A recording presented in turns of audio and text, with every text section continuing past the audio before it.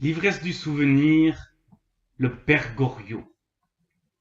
Un livre qu'on m'a forcé à lire lorsque j'étais collégien. Un livre qui fut le cauchemar de milliers, de millions de jeunes gens à qui on faisait lire d'interminables descriptions. Le père Goriot, préface de Félicien Marceau de l'Académie française. Ça sent le renfermer. Et le livre, le vieux livre tacheté de café, avec le visage d'un vieux en couverture, le vieux livre d'Honoré de Balzac, un vieil auteur, ne donnait pas envie.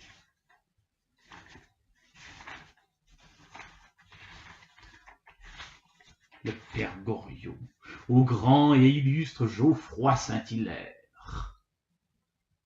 Grand et illustre, inconnu.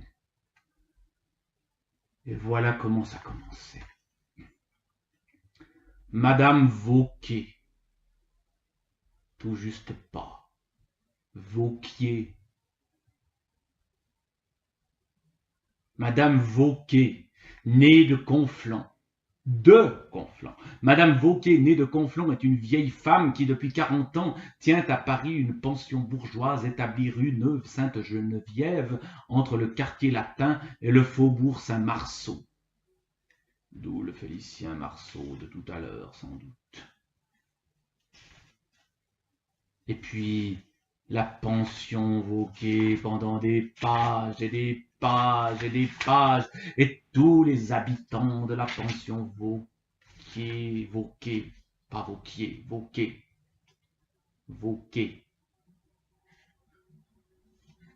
tous ces habitants, cette litanie de description, le jeune homme que j'étais en ce temps-là s'ennuyait à mourir. Le prof, un vieux barbu qui avait un fil de bave qui pendouillait entre les lèvres, des poils de chat sur son veston. Le vieux prof barbu lisait ça et nous disait que c'était passionnant. Nous le regardions d'un air éboubi en nous disant mais qu'est-ce qu'il raconte? Puis nous sommes nous-mêmes aussi, je suis moi-même aussi devenu un vieux prof à barbe et je lis. Monsieur Poiret était une espèce de mécanique. En l'apercevant s'étendre comme une ombre grise le long d'une allée au jardin des plantes, la tête couverte d'une vieille casquette flasque, tenant à peine sa canne à pomme d'ivoire jaunie dans sa main, laissant flotter les pans flétris de sa redingote qui cachait mal une culotte presque vide et des jambes en bas bleues qui flageolaient comme celles d'un homme ivre, montrant son gilet blanc sale et son jabot de grosse mousseline recroquevillé qui s'unissait imparfaitement à sa cravate cordée autour de son cou de dindon, bien des gens se demandaient si cette ombre chinoise appartenait à la race audacieuse des fils de Japhet qui papillonnent sur le boulevard italien. Le vieux prof que je suis devenu effectivement trouve ça génial. La galerie de portraits du début du père Goriot. C'est comme ces plantes vertes qui bouffent la maison qui les abrite.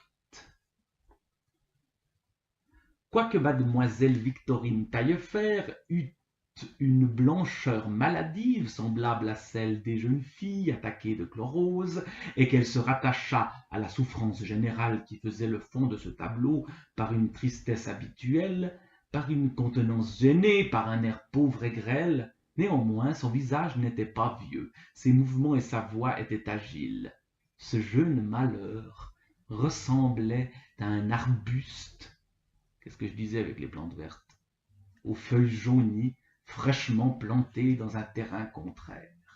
Sa physionomie roussâtre, ses cheveux d'un blanc fauve, sa taille trop mince exprimaient cette grâce que les poètes modernes trouvaient aux statuettes du Moyen Âge.